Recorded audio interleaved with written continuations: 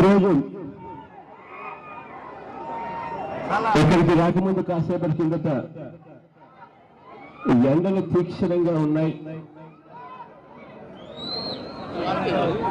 ఎండలు ఎంతున్నాయని చెప్పి అడిగా. 42 డిగ్రీల సెంటిగ్రేడ్ ఎండలు తీక్షణంగా ఉన్నాయని చెప్పారు.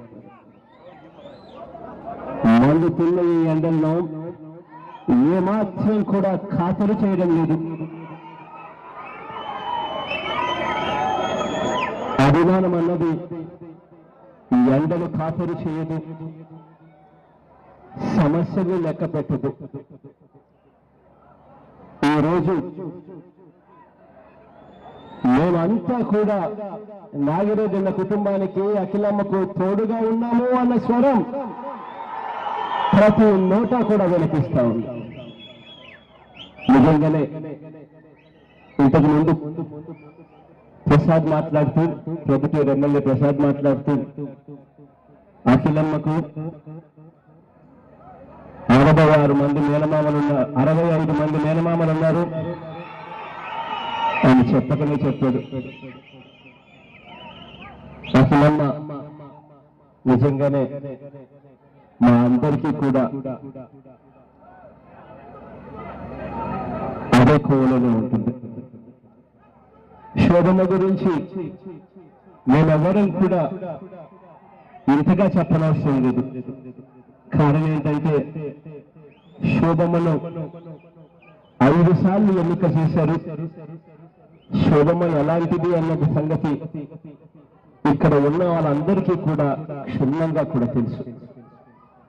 ఏ రకంగా శోభమ్మ ప్రతి విషయంలోనూ నేనున్నా తోడుగా అని చెప్పే మనస్తత్వం ప్రతి ఒక్కరికి కూడా తెలుసు.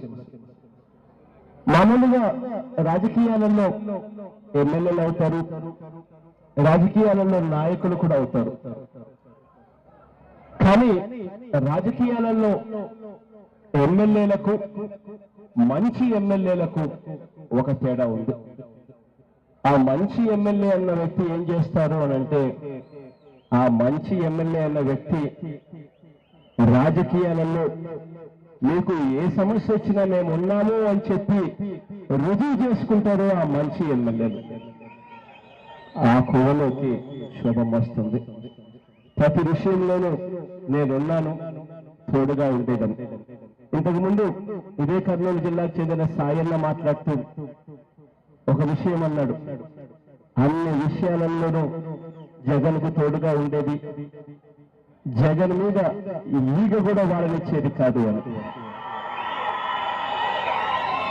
వాస్తవమే. నాకు షర్మిల అనే చెల్లెలుంది.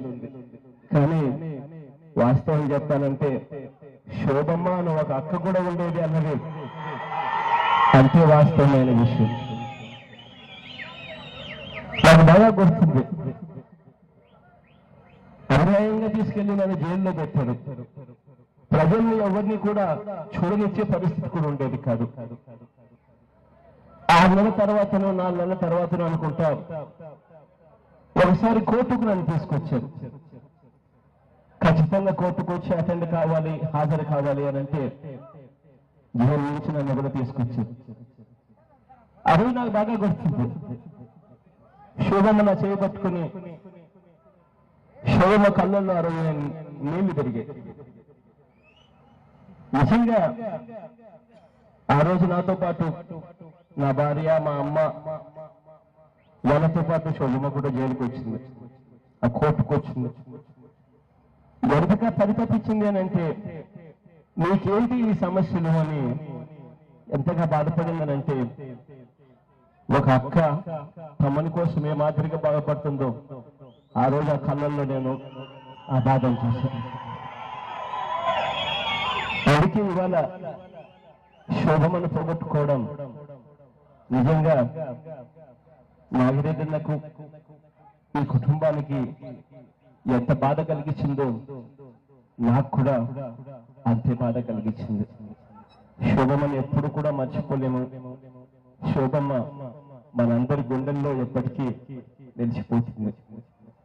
ఇవాళ కూడా మీరంతా కూడా ఈ అందరిని సైతం లెక్క చేయకుండా చెరగని చిరునవ్వులతో మేమంతా మీకు తోడుగా ఉన్నామని ఆప్యాయతను చూపిస్తూ నాగిరెడ్డి అన్న కుటుంబానికి, అఖిలమ్మకు, అందరికీ కూడా మేము అండగా ఉన్నాము అని చెప్పి ఆప్యాయత చూపిస్తున్న ఈ తీరు ఇంకా కొనసాగాలని, మీ అందరి చల్లని దీవెనలు ఆ కుటుంబం మీద ఎప్పుడూ ఉండాలని దేవుని మనస్ఫూర్తిగా కోరుకుంటూ, శోభమ్మ ఏ లోకంలో ఉన్నా కూడా శోభమ్మ ఆనందంగా ఉండాలని, ఇక్కడ నాగిరెడ్డి అన్న కుటుంబం కూడా ఎల్లవేళలా దేవుడు వాళ్ళని దీవించాలని చెప్పి దేవుని కూడా ప్రార్థిస్తూ ఈ అవకాశం ఇచ్చినందుకు మీ అందరినీ కూడా పేరు పేరున చేతులు జోడించి శిరస్సు వంచి హృదయపూర్వకంగా కృతజ్ఞతలు సెలవు తీసుకుంటున్నాం.